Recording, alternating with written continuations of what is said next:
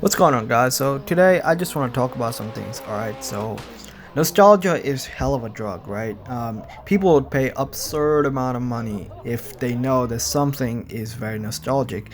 So as it pertains to car culture, I think a lot of us can agree the JDM cars, they have a lot of nostalgia factor, the 90s cars, but here's the thing: at what point does it matter to actually, what point does it actually make sense to go out and buy like a Mark IV Supra or an RX-7 for six-figure money when you can buy any other car for six figures that are much more reliable, that's newer, and it has a warranty on it, so because of the hype, some of these cars, like old Japanese cars like the Skylines and stuff like that, they're selling for crazy stupid money. I mean, at what point does it make sense to spend that much money? Because when you're spending that much money, you kind of have to evaluate what you're actually getting yourself into. These are junk cars. For that kind of money, they don't make sense to be bought at that type of price. A Mark IV Supra to me is not worth six figures. Sure, it was a 90s icon, but one of the reasons that it was an icon is because you can get them dirt cheap in the used market, and you can modify them to be a track monster. But now a stock example, or even a little bit of a higher mileage example, is reaching like six-figure marks. And to me, that's just absurd. The Mark V Supra, like it or hate it, it's still a better car than the Mark Supra. It's a newer car. It's gonna run a lot better. How much do you realize how much cars degrade over time?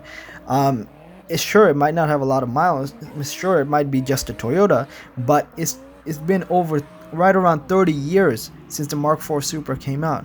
I mean, come on, let's get a grip on this thing, Like, do you realize these cars are old? These are not great cars when it comes to, six-figure marks. Sure, they were great when it came out. I understand the nostalgia factor, but come on. These engines have aged. All the gaskets have aged. Cars don't last forever.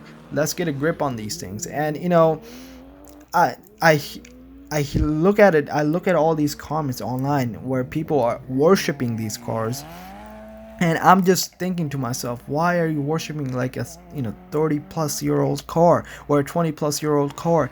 These don't matter anymore. I mean, there are better cars out there for the money. I mean, when you actually look at it as a daily driving perspective, they're not actually good cars, and most of the cars that people buy, they drive it on the street. So I don't see why these cars are reaching six-figure marks.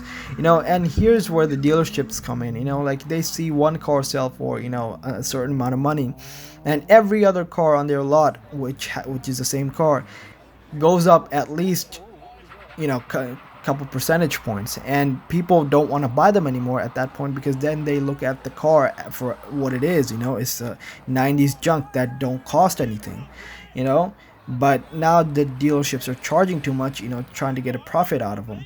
So I don't know, man. It just is, it's just so messed up at this point.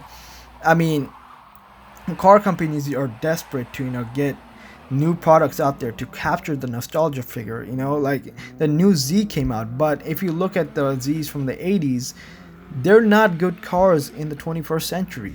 I would much rather take the 400Z, the new Z that came out, than that car that's reaching whatever price point that it's reaching at the moment.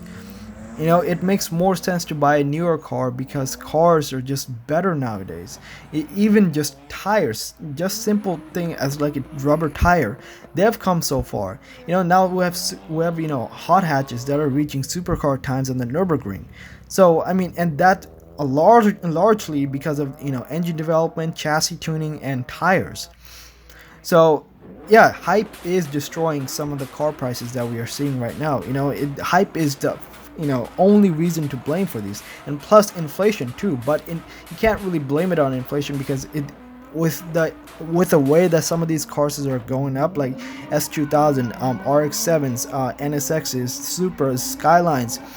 you can't really just blame that on inflation. It has a lot to do with, you know, those cars being Japanese icons and stuff like that.